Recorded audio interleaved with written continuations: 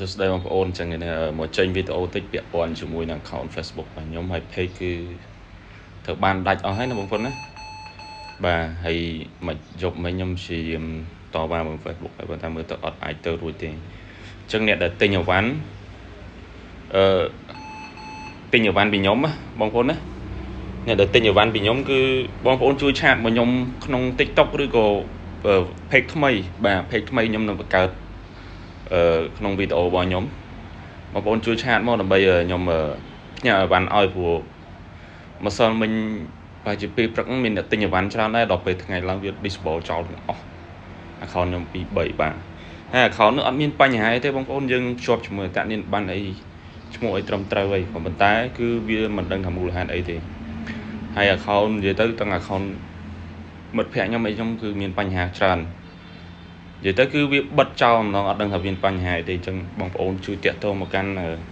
TikTok នេះបានព្រោះ TikTok ឥឡូវយើងអាចឆាតបានណាអញ្ចឹង Facebook លោហានិភ័យបងប្អូនអត់ដឹងថាមិនអីមិនទេ account ខ្ញុំអត់សឹងតែមិនហ៊ានបង្កើត page ថ្មីនឹងទៀតដោយសារអត់ដឹងថាវា ban account យើងបន្តទៀតឬក៏មិនទេយើងអត់ដឹងអញ្ចឹងណាអញ្ចឹងជួយឆាតមកខ្ញុំឬទេមកលេខខ្ញុំផ្ទាល់ដើម្បីខ្ញុំផ្ញើអីវ៉ាន់ឲ្យព្រោះខ្ញុំនៅចាំទីតាំងដែលបងប្អូនដាក់មកប៉ុន្តែអត់ចាំលេខទេបងប្អូនខ្ញុំនៅអាចចាំទីតាំងបងប្អូនប្រហែលអ្នកដែលទិញខ្ញុំដូចជា4អ្នកឯងប៉ុន្តែខ្ញុំអាចចាំទីតាំងបានអញ្ចឹងបងប្អូនប្រាប់ខ្ញុំទៅថាបងប្អូននៅខាងណាអញ្ចឹងខ្ញុំadd Telegram គ្នាដើម្បីនិយាយគ្នាអញ្ចឹងខ្ញុំដាក់អីវ៉ាន់ឲ្យដូចជាមានតែ3 4អ្នកឯងបងប្អូនណាដែលទិញអីវ៉ាន់ខ្ញុំហើយខ្ញុំអត់ទាន់ផ្ញើឲ្យដោយសារ page ឥឡូវគឺបិទហើយ page របស់ខ្ញុំម្លោកអ្នកខ្មែរដូចកម្ពុជាហ្នឹងគឺត្រូវបានបិទហើយបងប្អូនឆែកឃើញប៉ុន្តែខ្ញុំចូលប្រើប្រាស់លេងបានហើយដោយសារ admin គឺ Facebook disable បាត់ហើយបាទ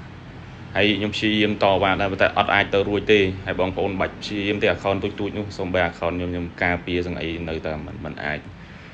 មិនដឹងថាមូលហេតុអីបាទវានិយាយទៅគឺវាទោះជាងកំហុសមកពីមុនដឹងពីណាពីណីក៏ដោយឥឡូវយើងលែងមានកំហុសក៏វាសរុបមកទាំងអស់ដែរអញ្ចឹងវាអត់អាចវាភាគរយតិចតែបងប្អូនអាចទាញយកមកវិញបានអញ្ចឹងសង្ឃឹមបងប្អូនជួយ follow ហើយជួយ add បេះដូងបងប្អូនជួយឲ្យបេះដូងហើយឲ្យបតង់ favorite ក្នុងវីដេអូនេះដោយសារអីឲ្យអ្នកដែលគាត់ធ្លាប់ជា fan របស់ខ្ញុំហើយទិញអីវ៉ាន់ខ្ញុំឲ្យគាត់ឃើញណាបងប្អូនណាសង្ឃឹមបងប្អូនជួយប៉ុណ្ណឹងហើយជួយ follow TikTok ថ្មីបាទ TikTok នេះ TikTok អា TikTok ចាស់ហ្នឹងក៏គេ ban ចោលទៀតអញញ៉ៃមែនតើបាទអញ្ចឹងមានតែ Telegram ឯងដូចស្មោះត្រង់បាទមានលេខទូរស័ព្ទគ្នាស្មោះត្រង់ហ្មងខ្ញុំក៏មាន channel Telegram ដែរគាត់បងប្អូនខ្លះក៏អត់ចេះប្រើអាហ្នឹងពិបាកមែនតើបងប្អូនខ្លះប្រើតែ TikTok ហើយ